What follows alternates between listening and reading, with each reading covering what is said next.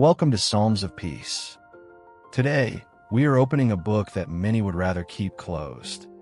We are asking the question that has hung over humanity like a dark shadow for millennia. Why does God allow suffering? If God is almighty, why does he not intervene? If God is love, why does he watch his children cry and the righteous perish? There are no cheap answers to these questions. Anyone selling you a simple solution has not grasped the depth of the pain. We must go back to the beginning, to the place where the rift in the world first began. God did not create the world as a place of pain. The testimony of Genesis is clear, and God saw everything that he had made, and behold, it was very good. There was a perfect resonance between creator and creature. But God did not want puppets. He did not want beings who must love him because they have no other choice. True love requires freedom, and freedom inevitably carries the risk of saying no. Mankind chose autonomy, the path without God. With that decision, the very fabric of reality tore. Suffering is not a design flaw by God. It is the logical consequence of a world that has severed itself from its source. We live in a fallen creation. Nature, once harmonious, became chaotic. The ground, which once yielded fruit willingly, now bears thorns also and thistles. Death entered the world, not as God's will, but as the bitter fruit of separation. But that does not explain everything. What about the suffering that strikes those who try to live according to God's will? Here, we must talk about a man whose name became synonymous with suffering. Job. He was perfect and upright, and one that feared God and eschewed evil. Yet, in a single day, he lost everything. His possessions were stolen, his servants slain with the edge of the sword, and the unthinkable, his 10 children died in a great wind from the wilderness. Job sat in the dust, taking a potsherd to scrape himself withal, sitting among the ashes, crying out his despair to heaven.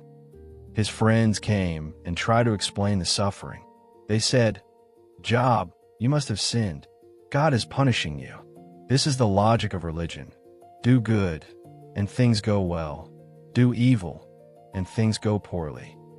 But God rebuked these friends. Suffering is often not a price tag for a specific sin. Job was innocent, and yet God allowed it. Why? Job challenged God. He wanted a trial. He wanted an answer. And after a long silence, God answered. But he gave Job no logical explanation. He did not lecture him on the inner workings of heaven. Instead, God asked counter questions. He asked Job, "Where wast thou when I laid the foundations of the earth? Hast thou commanded the morning since thy days? Canst thou bind the sweet influences of Pleiades?" God showed Job that man sees only a tiny fragment of reality. We are like ants walking across a Persian rug, complaining about the dark knots because we cannot see the overall pattern. God is not obligated to explain his battle plan to us. The universe is larger than our intellect. Job eventually realized, "I uttered that I understood not." This is the first hard truth. God is God, and we are not. He allows suffering that we cannot comprehend because his perspective spans eternity, while ours spans only the moment. Often, suffering is also a form of divine correction, but not in the sense of revenge. In the KJV, we read of the chastening of the Lord. In a world where we so easily lose ourselves in the material, God sometimes uses pain as a megaphone to wake our deaf souls. C.S. Lewis once said, "God whispers to us in our pleasures, speaks in our conscience, but shouts in our pains." Suffering forces us to drop our masks. It shatters our illusion of security. When everything goes smoothly, we don't need God. It is only when the ground beneath us gives way that we reach for the rock that holds. Suffering burns away everything that is unimportant. It strips us naked before God. That is painful, yes, but it is a form of love that refuses to let us rot in our self-sufficiency. God is more interested in our character than our comfort. He wants to prepare us for eternity, not just for a pleasant life here on earth. Yet, we must also talk about the wickedness of man. Much of what we blame God for, we have done to one another. God allows the tyrant to act. He allows the murderer to raise his hand. Why does he not hold the arm back? Because if he held back the arm of the murderer, he would also have to hold back your hand when you write a lie or speak an evil word. God respects human freedom so deeply that he allows the terrible consequences of that freedom. He does not intervene every time a human decides against love. That would be the end of humanity as we know it. We would be robots in a golden cage.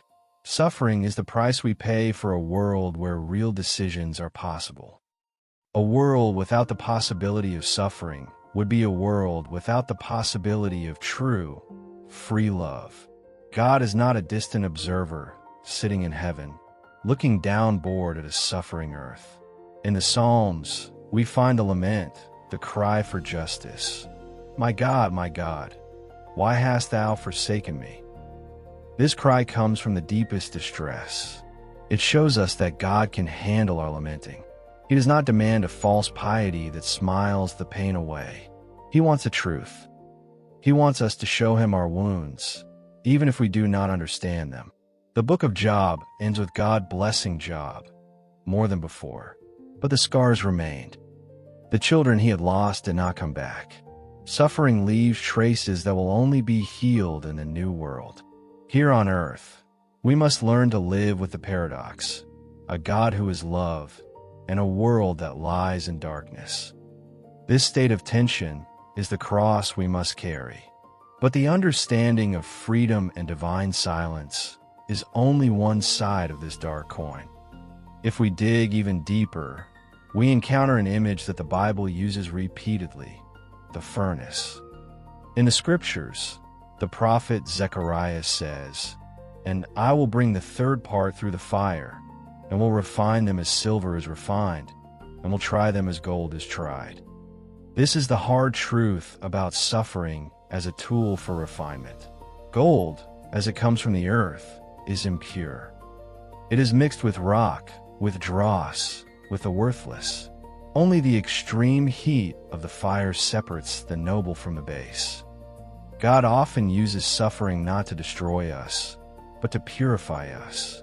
When everything in our lives goes according to plan, we tend to become superficial. We rely on our bank accounts, our health, our intellect, but suffering burns away these false securities. It leaves only that which truly endures, our faith and our character. A faith that has never been tested is like a muscle that has never been trained. It may look good, but it fails when the burden becomes heavy. Suffering is the training of the soul. It teaches us patience, humility, and above all, a deep dependence on God that we would never have learned in prosperity. But let us go one step further. The most radical answer Christianity offers to the question of suffering is not a philosophical treatise, but a person, Jesus Christ. In all other religions, God stands above suffering. He looks down, he judges, he gives instructions.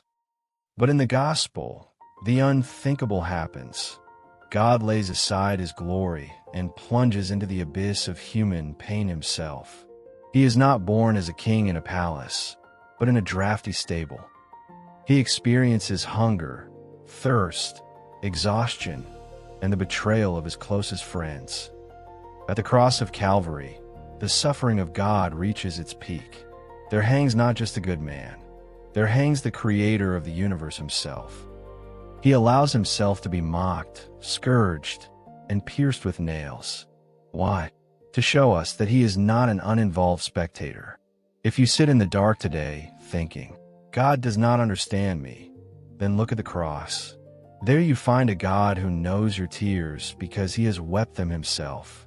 He may not give us an answer to the why, but he gives us an answer to the with whom. He is Emmanuel, which being interpreted is God with us. He sits with you in the ashes of your life. He bears the pain together with you.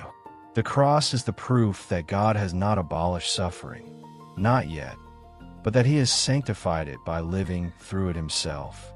In the Epistle to the Romans, chapter 8, we read, "For I reckon that the sufferings of this present time are not worthy to be compared with the glory which shall be revealed in us."